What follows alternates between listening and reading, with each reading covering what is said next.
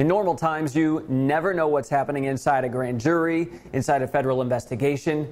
These have not been normal times, clearly. But the man running the Russia probe, Special Prosecutor Robert Mueller, he's old school and tight-lipped.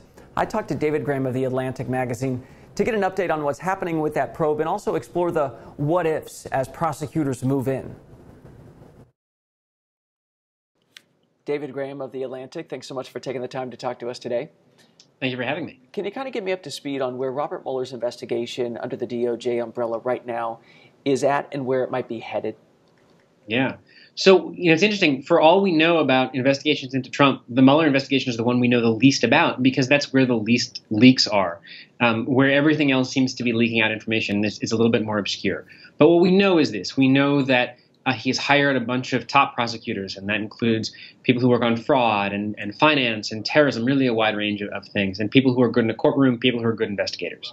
We also have a sense of where he's looking. He's looking at, for example, some of Trump's business ties and some of his associates' business ties, whether that's Paul Manafort's work in Russia or Jared Kushner's connections with China and with Russia. And we also know that he's looking into the now infamous meeting in June 2016 that Donald Trump Jr. and Kushner and Manafort had at Trump Tower with a Russian lawyer. And so, it's interesting that you said we know the least about this because that really is the way it's supposed to be. And President Trump's team, we know, have been trying to undermine this investigation, possibly even looking at firing Mueller. But it appears right now that he's digging down holes that are appropriate for him to look at, right?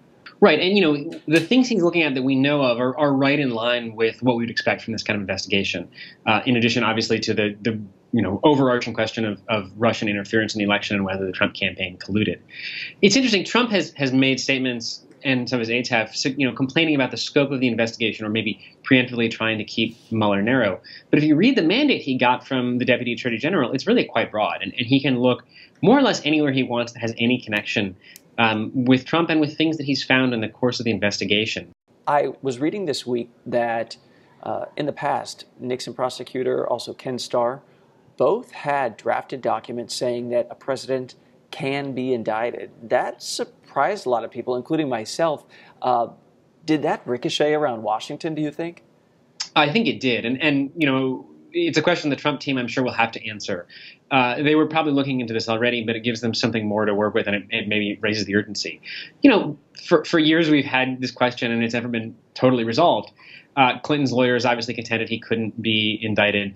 But here we have this memo laying out in a fair amount of detail reasons why he could. Hasn't been tested, so we'll see whether it has an opportunity to be tested. But I think it does shift the groundwork, and it makes it more real to imagine not just that Trump's associates could be in legal jeopardy, but that Trump himself could be. Do you think that Mueller has the chutzpah to do something like that? I think he does, and he's an interesting person who has a bipartisan reputation for being very by the book and very careful and also being very independent.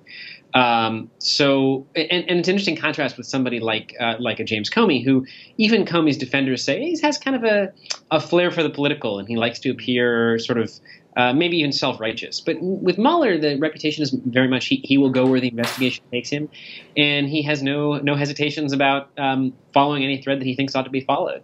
Is it possible that DOJ, at a higher level would overrule that, or could they say, no, we're not going to pursue that. We're not going to put our prosecutors on it?